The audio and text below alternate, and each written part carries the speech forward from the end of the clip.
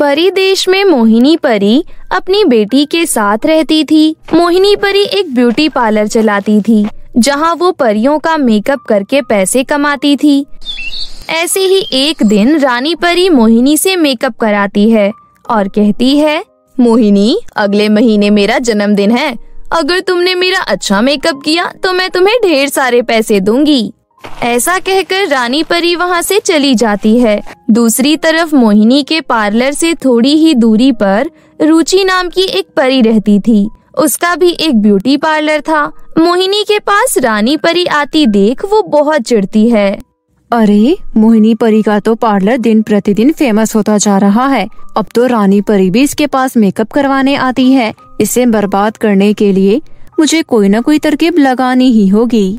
फिर उसी रात रुचि परी मोहिनी परी के पार्लर में चोरी से घुस जाती है और सारे मेकअप के सामान में भूतिया राख मिला देती है।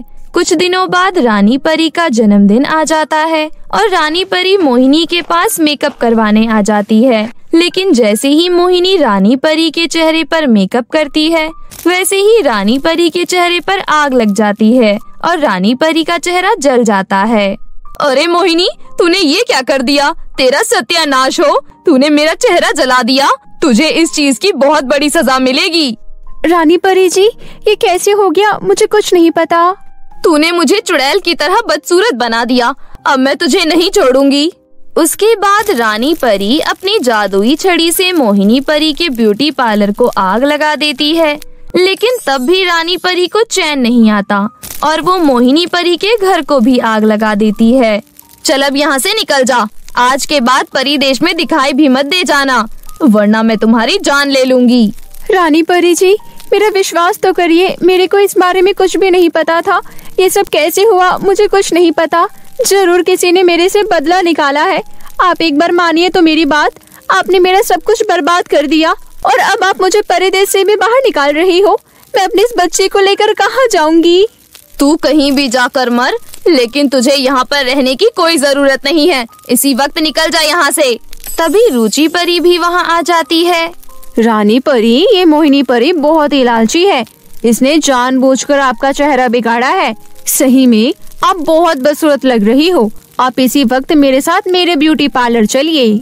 ऐसा कहकर रुचि परी रानी परी को अपने ब्यूटी पार्लर में ले जाती है और उसके चेहरे पर एक जादुई क्रीम लगाकर भूतिया राख का असर खत्म कर देती है, जिससे रानी परी पहले की तरह हो जाती है।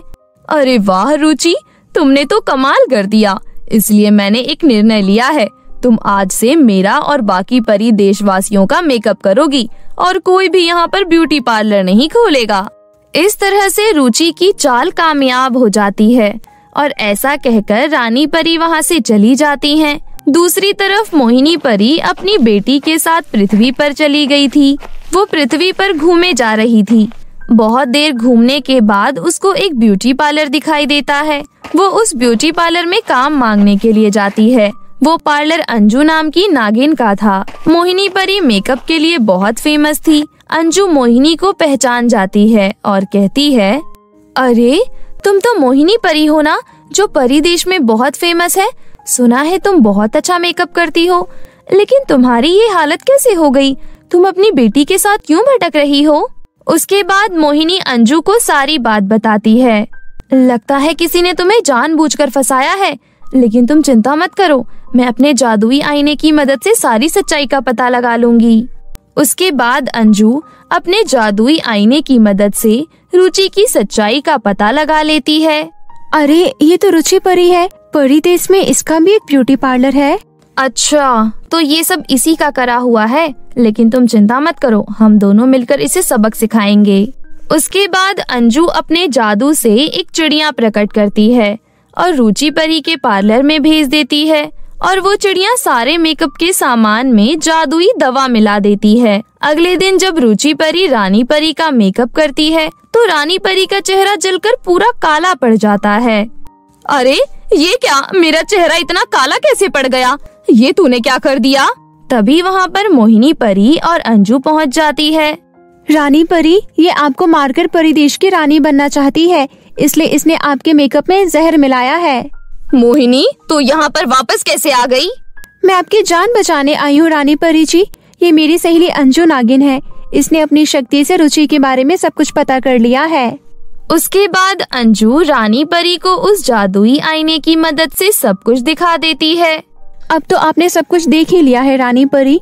अगर आप चाहो तो हम आपको फिर से खूबसूरत बना सकती हैं। हाँ, मुझे जल्दी से खूबसूरत बनाओ। मैं इस तरह अपने आप को नहीं देख सकती। उसके बाद अंजू और मोहिनी दोनों मिलकर रानी परी का मेकअप करती हैं और देखते ही देखते रानी परी बहुत ज्यादा खूबसूरत हो जाती है। मुझे इस धोखेबाज से बचाने के लिए तुम दोनों का बहुत बहुत शुक्रिया।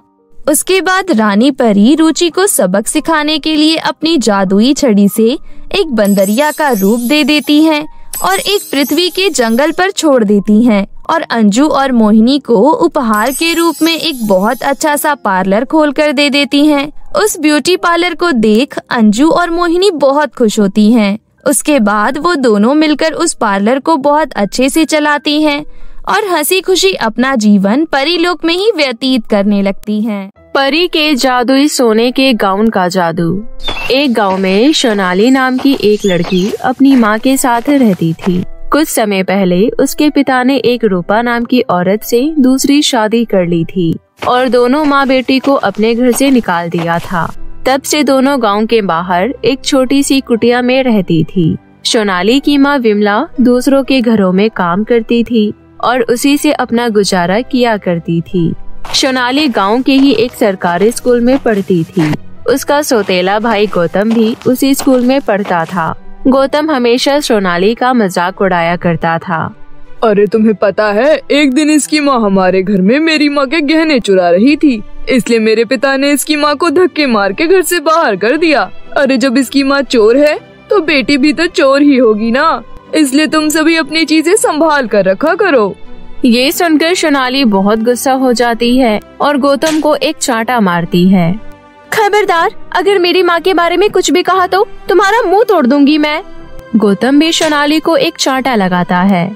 अरे तेरी हिम्मत कैसे हुई मुझे हाथ लगाने की? देखो बच्चों, अपनी असलियत सुनते ही कैसे मिर्ची लग रही है इसे। सभी मिलकर एक साथ सोनाली को चोर चोर बोलने लगती हैं। चोर चोर सोनाली चोर। मैं चोर नहीं हूँ, चोर ये है। इतना कहकर सोनाली गुस्से में वहाँ से चली जाती है और घर जाकर अपनी माँ से कहती है, माँ मैं कल स्कूल नहीं जाऊंगी। क्या बात है बेटा? वो गौतम का बच्चा आपके बारे में हमेशा कुछ न कुछ उल्टा सीधा बोलते रहता है। मुझसे ये सब बर्दाश्त नहीं होता माँ। किसी दिन मैं उस गौतम का मुंह तोड़ दूंगी। नहीं बेटा, जो भी कुछ बोलता है उसे बोलने दो। उनके बोलने से हम ऐसे नहीं हो जाते। तुम सिर्फ अपनी पढ़ाई पर ध्यान दो। इन फालतू की बातों पर ध्यान बिल्कुल भी मत दिया करो। तुम्हें पढ़ लिख कर एक बहुत अच्छी डॉक्टर भी बनना है ना, और मेरा नाम भी तो रोशन करना है ना बेटा। ठीक है, मैं अब से और मन लगाकर पढ़ाई करूंगी। उसके बाद से गौतम सोनाली को रोज रोज चिढ़ाता था, लेकिन सोनाली उसके ऊपर बिल्कुल भी ध्यान नहीं देती थी। एक दिन सोनाली स्कूल से अपने घर जा रही थी, तभी रास्ते में उसे एक लड़की बेहोश दिखाई देती है। सोनाली उस लड़की के पास जाती है और उसके मुंह पर थोड़ा पानी डालती है। उस लड़की को होश आ जाता है। तुम ठीक तो हो ना? हाँ मैं ठीक हूँ। दरअसल मैं अपने घर जा रही थी, तभी मुझे रास्ते में ही चक्कर आ गया। क्या तुम मुझे मेरे घर तक छोड़ सकती हो? हाँ जरूर, तुम मुझे रास्ता बताओ, मैं तुम्हें ले चलती हूँ। सोनाली उस लड़की का हाथ पकड़कर उसे उसके घर ले जाती है। उस लड़की का घर बहुत ही बड़ा और सुंदर था। अरे वाह, कितना बड़ा घर है तुम्हारा। तुम इतने बड़े घर में रहती हो? जी हाँ, ये मेरा ही घर है। मेरा नाम आलिया है। तुमने मेरी मदद करी, तुम्हारा बहुत बहुत शुक्रिया। आज से तुम मेरी सबसे अच्छी दोस्त हो। उसके बाद दोनों लड़कियां बहुत अच्छी दोस्त बन जाती है। कुछ दिनों बाद आलिया का जन्मदिन था। आलिया सोनाली के घर जाती है। सोनाली, आज मेरा जन्मदिन है, इसलिए तुम मेरे घर पर मेरे जन्मदिन की पार्टी में जरूर आना। ठीक है आलिया, मैं शाम को आ जाऊंगी। फिर आलिया सोनाली को एक गाउन देती है। सोनाली, मैं चाहती हूँ तुम मेरे जन्मदिन पर ये गाउन पहन कर आओ। सोनाली उस गाउन को देखकर बहुत ही ज्यादा खुश हो जाती है। शाम को सोनाली वही गाउन पहनकर आलिया के घर जाती है। आलिया ने अपने घर में बहुत बड़ी पार्टी रखी थी और इतनी बड़ी पार्टी देखकर सोनाली हैरान रह जाती है। सुनो आलिया, मुझे वॉशरूम जाना है। अच्छा, तुम्हें वॉशरूम जाना है? यहाँ से बाएं तरफ मुड़कर तुम्हें वॉशरूम दिखाई देगा, जाओ होकर आओ। सोनाली वॉशरूम की ओर जाती है, लेकिन वो गलती से आलिया के कमरे में पहुँच जाती है। अरे वाह, कितना सुंदर कमरा है। इसके कमरे जितना बड़ा तो मेरा पूरा घर भी नहीं है। तभी उसे आलिया का जादुई सोने का गाउन नजर आता है। वाओ, कितना सुंदर गाउन है। ये तो सोने का लग रहा है, जरूर बहुत महंगा होगा। तभी आलिया वहाँ आ जाती है। मुझे माफ कर दो आलिया, मैं गलती से तुम्हारे कमरे में आ गई। मैंने कुछ भी नहीं उठाया। तुम चाहो तो मेरी तलाशी ले सकती हो। अरे मैंने कब कहा कि तुमने कुछ उठाया है? मैं तो यहाँ तुम्हें बुलाने आई थी। चलो जल्दी से नीचे आओ, पार्टी अब खत्म होने वाली है। आलिया सोनाली को नीचे पार्टी में ले जाती है। थोड़ी देर बाद पार्टी खत्म हो जाती है और सभी गेस्ट अपने अपने घर चले जाते हैं। अच्छा आलिया, अब मैं चलती हूँ, बहुत रात हो गई है, माँ मेरी राह देख रही होगी। इतना कहकर सोनाली अपने घर आ जाती है, लेकिन वो अभी भी उस जादुई सोने के गाउन के बारे में सोच रही थी। एक दिन आलिया सोनाली से कहती है, सोनाली, क्या तुम मेरा एक काम कर सकती हो? हाँ आलिया, बताओ। दरअसल कुछ दिनों बाद एक पार्टी में मेरा डांस परफॉर्मेंस है। उस दिन मुझे घर पर बहुत ही जरूरी काम है। क्या तुम मेरी जगह डांस कर सकती हो? क्या कहा? डांस? लेकिन डांस तो मुझे आता ही नहीं। तुम उसकी चिंता बिल्कुल मत करो, तुम्हें डांस मैं सिखाऊंगी। उसके बाद आलिया सोनाली को डांस सिखाने लगती है। बहुत जल्द सोनाली डांस सीख जाती है। अरे वाह सोनाली, तुम तो मुझसे भी अच्छा डांस कर रही हो। अब तुम कल मेरी जगह उस पार्टी में डांस करना। लेकिन मेरे पास पहनने के लिए अच्छी ड्रेस नहीं है। अरे तुम चिंता क्यों करती हो? मुझे पता है तुम्हें मेरा वो गाउन बहुत पसंद आया है। मैं तुम्हें वही गाउन दे दूंगी। तुम उस गाउन में बहुत खूबसूरत लगोगी। आलिया अपने कमरे से वो जादुई गाउन लेकर आती है और खुशी खुशी सोनाली को पकड़ा देती है। अगले दिन सोनाली वो गाउन पहन लेती है। गाउन को पहनती ही वो आलिया का रूप ले लेती है। फिर वो पार्टी में जाती है और डांस परफॉर्मेंस करने लगती है। पार्टी में सभी लोग उसका डांस देखकर बहुत खुश हो जाते हैं। सोनाली भी ये सब देखकर बहुत ज्यादा खुश हो जाती है। डांस परफॉर्मेंस के बाद सोनाली चेंजिंग रूम में जाती है। मैं जल्दी से इस गाउन को उतार देती हूँ, अगर माँ ने ये सब देख लिया तो बहुत गुस्सा करेगी। फिर सोनाली उस गाउन को निकाल देती है। फिर जल्दबाजी में वो गाउन वहीं छोड़ जाती है और सीधा अपने घर पहुँच जाती है। तभी अचानक सोनाली को गाउन के बारे में याद आता है। हे भगवान, मैं आलिया का वो सोने का गाउन वहीं पार्टी में ही छोड़ आई। कितना महंगा गाउन था उसका। मुझे जल्द से जल्द उसे लेकर आना होगा। सोनाली अपनी स्कूटी पर बैठकर वापस उसी पार्टी में जाती है, लेकिन उसी वो गाउन कहीं भी नजर नहीं आता। हे भगवान, मैंने कितना महंगा गाउन खो दिया। अब मैं इतना महंगा गाउन कहाँ से लेकर आऊंगी। सोनाली रोते रोते अपने घर वापस आ जाती है और अपनी माँ को वो सारी बातें बताती है। बेटा, तुम्हारा दिमाग खराब हो गया है। हमें 2 वक्त की रोटी तक ठीक से नहीं मिलती। अब हम सोने का इतना महंगा गाउन कहाँ से लेकर आएंगे? तुझे क्या जरूरत थी बेटा वो गाउन पहनने की? मुझसे बहुत बड़ी गलती हो गई है माँ, मुझे माफ कर दीजिए। तभी आलिया वहाँ पर आ जाती है। आलिया को देखकर दोनों माँ बेटी घबरा जाती है। अरे क्या हुआ सोनाली, तुम मुझे देखकर घबरा क्यों गई? सोनाली आलिया को सारी बात बता देती है। तभी वहाँ पर वो गाउन अपने आप उड़कर आ जाता है। ये देखकर दोनों माँ बेटी हैरान रह जाती है। ये गाउन उड़ कैसे रहा है? गाउन अपने आप उड़ कैसे सकता है? तभी आलिया एक परी के रूप में बदल जाती है। सोनाली, मैं एक परी हूँ। पृथ्वी लोक पर अक्सर गरीबों की सहायता करने आती हूँ। इतने दिनों से मैं तुम्हारी परीक्षा ले रही थी। ये मेरा जादुई सोने का गाउन है। इस गाउन की असली हकदार तुम ही हो। ये गाउन तुम्हारी सारी मनोकामनाएं पूरी करेगी। इतना कहकर आलिया वहाँ से गायब हो जाती है। उसके बाद सोनाली उस जादुई गाउन से एक बहुत ही प्यारा घर मांगती है और दोनों माँ बेटी खुशी खुशी अपनी जिंदगी बिताने लगती है। फिर एक दिन उसके सौतेले भाई गौतम को उसके जादुई सोने के गाउन के बारे में पता चल जाता है और वो चुपके से उस गाउन को चुरा लेता है। हे जादुई सोने के गाउन, मुझे बहुत सारी धन दौलत दे दे जल्दी से। गौतम के इतना कहते ही गाउन से एक राक्षस प्रकट होता है और गौतम को पीटने लगता है। हा हा हा हा हा।